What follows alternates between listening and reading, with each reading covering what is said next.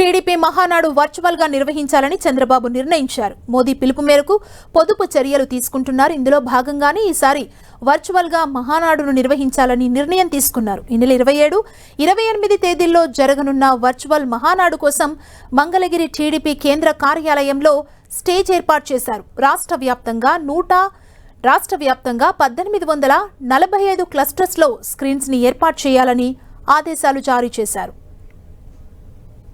మరి చంద్రబాబు నాయుడు గారు, అదేవిధంగా నారా లోకేష్ బాబు గారు ఇప్పుడే మొత్తం ముఖ్యమైనటువంటి నాయకులందరితో కూడా ఇప్పుడే గ్రూపు డిస్కషన్ తీసుకుని మరి ఏదైతే మనం మహానాడు నెల్లూరులో తలపెట్టామో ఇప్పుడు పొదుపు దృష్ట్యా అంతా నెల్లూరులో, ఎందుకంటే 2 రోజులు దగ్గర ప్రతిరోజు కూడా 30,000 మంది ప్రతినిధులు పాల్గొంటారు. 27, 28 మళ్ళీ 29ని ఒక 2,50,000 నుంచి 3 లక్షల వరకు బహిరంగ సభ అనుకున్నాం.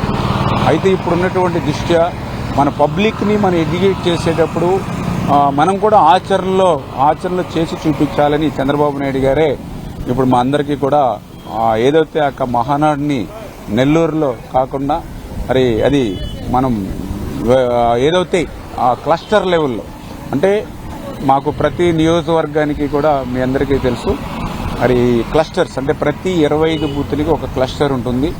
అంటే ఆ రకంగా నాకు తెలుసుండి దగ్గర ప్రతి నియోజకవర్గంలోనూ ఒక 10-12 క్లస్టర్లు ఉంటాయి.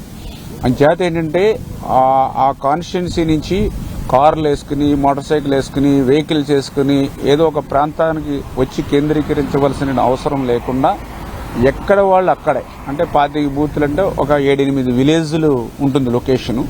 అంచేత ఆ 7-8 గ్రామాల మధ్యనే అక్కడే వాళ్ళు ఆ క్లస్టరు తీసుకుని ఆ క్లస్టరు ఆ 7-8 గ్రామాలకి సంబంధించినటువంటి మన క్లస్టర్ ఇన్ఛార్జు, అదేవిధంగా యూనిట్ ఇన్ఛార్జీలు, మన బూత్ కమిటీ కన్వీనర్లు, కేఎస్ఎస్ ఉన్నారు, మా కుటుంబ సాధికార సార్, వీళ్ళందరూ కూడా వర్చువల్గా, అంటే ఇక్కడ తెలుగుదేశం పార్టీ కేంద్ర కార్యాలయంలో ఈ యొక్క పోలిట్ బ్యూరో సభ్యులు, అదేవిధంగా సెంట్రల్ కమిటీ, స్టేట్ కమిటీ, అదేవిధంగా ఎవరైతే స్పీకర్స్ మనం ఐడెంటిఫై చేసాం వాళ్ళ వరకు మాత్రమే, అంటే లిమిటెడ్గా ఒక 300-400 మెంబర్స్ ఎవరైతే లీడర్స్ ఉంటారో వాళ్ళ వరకు కేంద్ర కార్యాలయం దగ్గర ఉండి మహానాడుని మనము యాజ్ ఇట్ ఈజ్గా ప్రోగ్రామ్స్ తీసుకుంటాం.